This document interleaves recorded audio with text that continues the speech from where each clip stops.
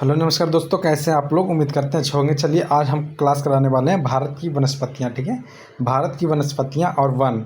देखिए, भारत की वनस्पतियाँ एवं वन से जितने भी क्वेश्चन अगर बनते हैं, ये सभी टॉपिक हम करने वाले हैं। ठीक है, इस क्लास में भारत की वनस्पति एवं वन से जितने भी क्वेश्चन बनते हैं वो सभी हम इसमें करने वाले हैं। ठीक है, और सभी एग्जाम के लिए लाभदायक होता है ये। ठीक है, तो जितने भी क्वेश्चन हैं सभी हम कर लेंगे यहाँ, और इस क्लास से आपको बहुत ही फ़ायदे मिलने वाला है। ठीक है, और ये भारत की वनस्पतियाँ एवं वन और किस प्रकार की वन है और कितने प्रकार की वन है भारत में, वो सभी के बारे में हम चर्चा करेंगे और बारीकी से समझेंगे। ठीक है, और इससे मतलब कि अगर क्वेश्चन एग्जाम में आता है तो आपको छूटेगा नहीं। ठीक है, तो चलिए बिना देर किए हुए हम चालू करते हैं, स्टार्ट करते हैं। ठीक है, चलिए देखिए, वन कितने प्रकार के पाए जाते हैं भारत में। सबसे पहले ये समझ लेते हैं। देखिए, पहला उष्णकटिबंधीय वन, सदाबहार वन। ठीक है, उष्णकटिबंधीय सदाबहार वन भारत में पाए जाते हैं। देखिए, दूसरा उष्णकटिबंधीय मानसून वन। ठीक है, इसी को हम पतझड़ वन बोलते हैं और पर्णपाती वन भी बोलते हैं। ठीक है, देखिए, तीसरा कटीले वन, चौथा पर्वतीय वन, और पाँचवा ज्वारीय वन या डेल्टा वन या मैंग्रोव वन या अनूप वन, वे बेलालची वन, ये सभी इसी ज्वारीय वन को ही बोलते हैं। ठीक है, चलिए अब हम उष्णकटिबंधीय सदाबहार वन के बारे में जानेंगे। तो उष्णकटिबंधीय सदाबहार वन होता क्या है और इसमें कितना मतलब कहाँ कहाँ पाया जाता है उष्णकटिबंधीय सदाबहार वन, तो मैं इस पर चर्चा करते हैं। ठीक है, चलिए उष्णकटिबंधीय सदाबहार वन। देखिए, वर्षा होती है 200 सेंटीमीटर से अधिक वर्षा होती है उष्णकटिबंधीय सदाबहार वन में। ठीक है, तापमान उच्च होता है। देखिए, भारत में इस वन का विस्तार पश्चिमी घाट में है। ठीक है, मतलब उष्णकटिबंधीय सदाबहार का वन का विस्तार भारत के पश्चिमी घाट में है, जैसे कि केरल राज्य में है, कर्नाटक में है, महाराष्ट्र में है, मेघालय में है, त्रिपुरा में है, मिजोरम है, मणिपुर में है, नागालैंड में है, अंडमान निकोबार में है। ठीक है, और इसमें सभी पेड़ पौधा एक ही बार पत्ती नहीं गिराते। ठीक है, जो उष्णकटिबंधीय सदाबहार वन है, जो इसमें सभी पेड़ पौधा एक ही बार में पत्ती नहीं गिराती है। ठीक है, बल्कि बारी बारी से पत्ती गिराती है। ठीक है, इसका मुख्य विशेषता है यह वन घना होता है। ठीक है, यह वन घना होता है। वृक्ष देखिए, इसे वन के वृक्ष लंबे लंबे होते हैं। ठीक है, इस वन के जो वृक्ष होते हैं वो बहुत लंबे लंबे होते हैं। ठीक है, और वृक्ष कठोर होता है, कठोर वृक्ष होता है, और इसका उपयोग दैनिक कार्य में बहुत कम किया जाता है। ठीक है, दैनिक कार्य में इसका उपयोग बहुत कम किया जाता है। देखिए, जैसे कि कौन सा वृक्ष होता है, देखिए उष्णकटिबंधीय सदाबहार वन में कौन सा वृक्ष आता है, तो मैं ये बता देता हूँ। देखिए, एग्जाम्पल के लिए सिनकोना है, रबर है, आयरन वुड है, रोज वुड है, महोगनी का वृक्ष हो गया, एबोनी, बांस, ये सब मतलब कि उष्णकटिबंधीय सदाबहार वन की वृक्ष है। ठीक है, आप चलते हैं हम अगले क्वेश्चन पे। अगला क्वेश्चन है मतलब दूसरा मतलब वन है उष्णकटिबंधीय मानसून वन, जिसे पर्णपाती वन भी कहते हैं। ठीक है, और पतझड़ वन भी बोलते हैं। अब वर्षा इसमें 70 सेंटीमीटर से 200 सेंटीमीटर तक होता है और हमेशा हरा भरा नहीं होता। देखिए, उष्णकटिबंधीय वन होता है जो उसमें हरा भरा होता है। ठीक है, लेकिन ये उष्णकटिबंधीय मानसून वन ये हरा भरा नहीं होता, हमेशा हरा भरा नहीं होता है, क्योंकि यह एक बार में सारी पत्तियाँ गिरा देती है। ठीक है, इसका विशेषता यह है कि ये हमेशा हरा भरा नहीं होता और ये एक बार में ये सारी पत्तियां गिरा देता है। अब देखिए, पत्तियां वाष्पोत्सर्जन अधिक से बचने के लिए गिराई जाती है। ठीक है, मतलब पत्तियां वाष्पोत्सर्जन से बचने के लिए गिराई जाती है, और मजबूत एवं लचीलापन इसमें होता है, मजबूत भी होता है और लचीलापन भी होता है, ज़्यादा उपयोगी होता है ये। ठीक है, हम लोग दैनिक जीवन में इसका उपयोग करते हैं। ठीक है, और वन विस्तार, देखिए वन विस्तार इसका कहाँ कहाँ है, उष्णकटिबंधीय उष्णकटिबंधीय पर्णपाती वन है, मानसून वन। ठीक है, जिसको पर्णपाती वन भी बोलते हैं। तो इसका विस्तार कहाँ कहाँ है, मतलब किस राज्य में पाया जाता है ये उष्णकटिबंधीय मानसून वन या पर्णपाती वन। तो ये देखिए, यूपी, झारखंड, बिहार, उड़ीसा, तेलंगाना, आंध्र प्रदेश, छत्तीसगढ़, तमिलनाडु, महाराष्ट्र, मध्य प्रदेश में ये वन पाए जाते हैं। ठीक है, तो एग्जाम्पल के लिए बता देते हैं कि अब इसमें ये इसमें कौन सा वृक्ष आते हैं, ये वन में कौन सा वृक्ष आते हैं। तो देखिए, सौल हो गया, सौल का वृक्ष, सागवान का वृक्ष, चंदन, शीशम, महुआ, आंवला, नीम, पीपल, आम, ये सब मतलब कि उष्णकटिबंधीय मानसून वन का उदाहरण है। ठीक है, ये वृक्ष होता है जो उष्णकटिबंधीय मानसून वन का में आता है, ठीक है। चलिए अब अगले फैक्ट पे चलते हैं। देखिए इस वन का विस्तार भारत में सर्वाधिक है, ठीक है। उष्ण कटिबंधीय मानसून वन का या पर्णपाती वन इसको बोलते हैं, इस वन का विस्तार भारत में सर्वाधिक है, ठीक है। और देखिए पतझड़ वन, पर्णपाती वन इसको बोलते हैं।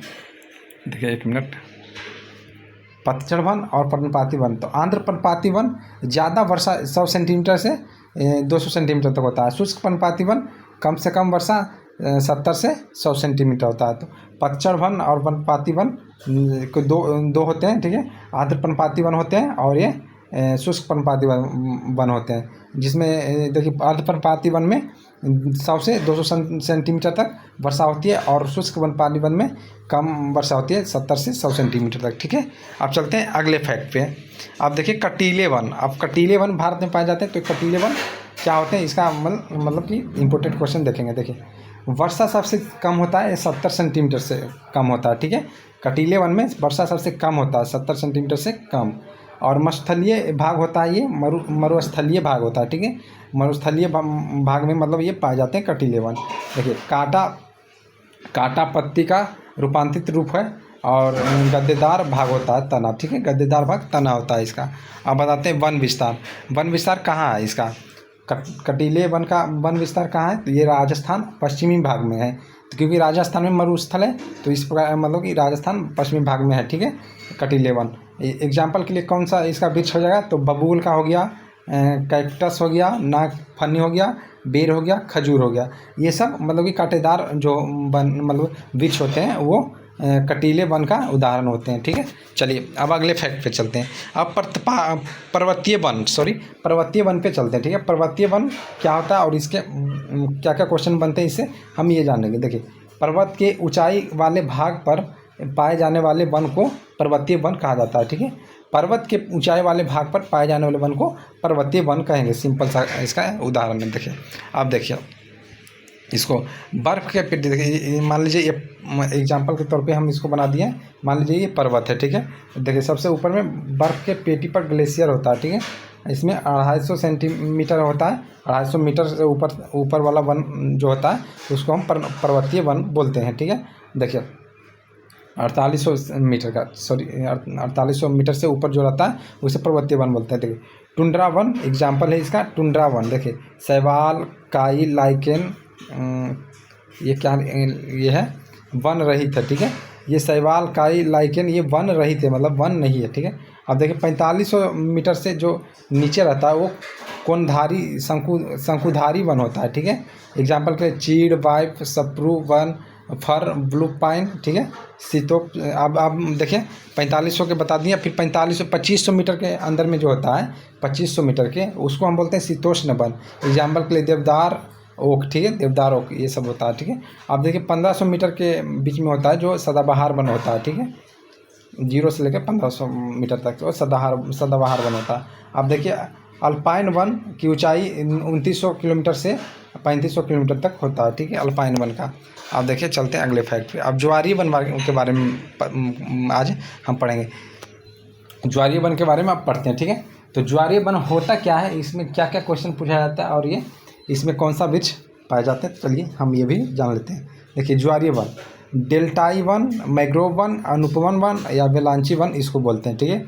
इस वन का विस्तार नदी जहाँ डेल्टा बनाता है, ठीक है, जहाँ नदी डेल्टा बनाता है वहाँ पे ये वन पाए जाते हैं। देखिए समुद्र के निकट मिलता है ये वनस्पति। मैंग्रोव वन इसको बोलते हैं, मैंग्रोव वन वनस्पति है, ठीक है। झाड़ी है, देखिए इसके जड़ आपस में फंसा होता है, ठीक है।